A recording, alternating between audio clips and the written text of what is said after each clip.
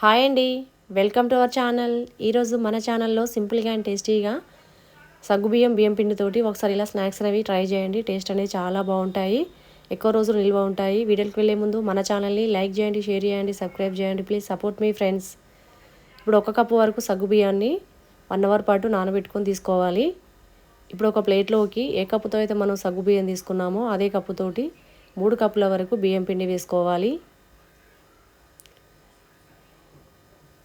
ఇప్పుడు ఇందులోకి సన్నగా కట్ చేసుకున్న కరివేపాకును వేసుకోవాలి.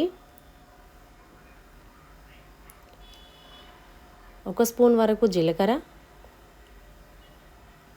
టేస్ట్ తగ్గట్టు సాల్ట్, ఒక 2 స్పూన్ల వరకు కారం వేసుకోవాలి. కావాలంటే ఈ కారం ప్లేస్లో పచ్చి కారం అయినా వేసుకోవచ్చు అండి. పచ్చిమిర్చిని కచ్చపచ్చగా గ్రైండ్ చేసుకొని వేసుకోవచ్చు.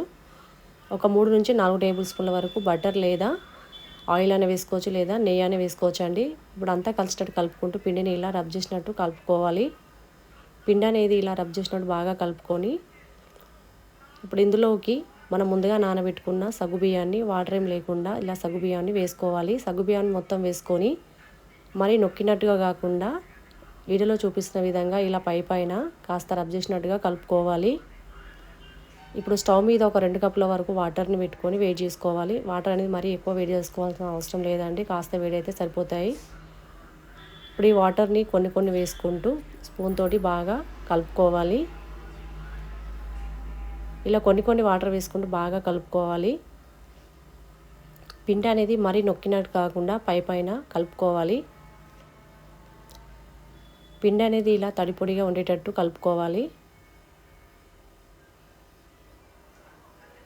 పిండిని ఇలా కాస్త గట్టిగా కలుపుకొని వీడియోలో చూపిస్తున్న విధంగా పిండిని ఇలా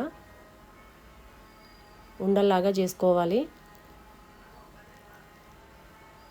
పిండి మొత్తాన్ని ఇలా ఉండల్లాగా చేసుకొని ఒక ప్లేట్లో వేసుకొని పక్కన పెట్టుకోవాలి.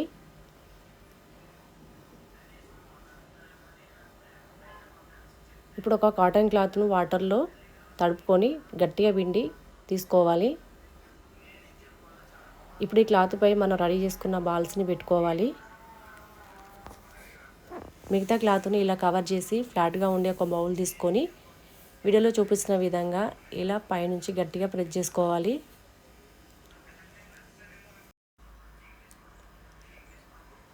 ఇలా పల్చగా స్ప్రెడ్ చేసుకొని అన్నీ ఇట్లా చేసుకొని ఒక ప్లేట్లో వేసుకోవాలి.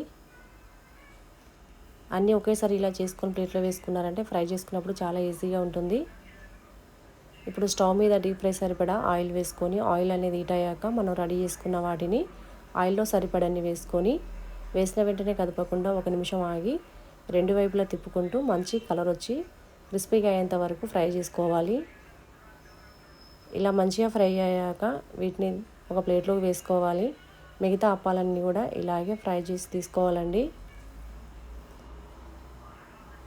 అంతేనండి, ఎంతో టేస్టీగా ఉండే బియ్యం పిండి బియ్యం స్నాక్స్ రెడీ అండి. పిల్లలైతే చాలా ఇష్టంగా తింటారు, టేస్ట్ కూడా సూపర్గా ఉంటాయి. ఈ సింపుల్ అండ్ టేస్టీ అయిన బియ్యం పిండి స్నాక్ రెసిపీ మీకు నచ్చినట్లయితే లైక్ చేయండి, షేర్ చేయండి, సబ్స్క్రైబ్ చేయండి. స్నాక్ రెసిపీ మీకు నచ్చినట్లయితే లైక్ చేయండి, షేర్ చేయండి, సబ్స్క్రైబ్ చేయండి. సపోర్ట్ మీ ఫ్రెండ్స్.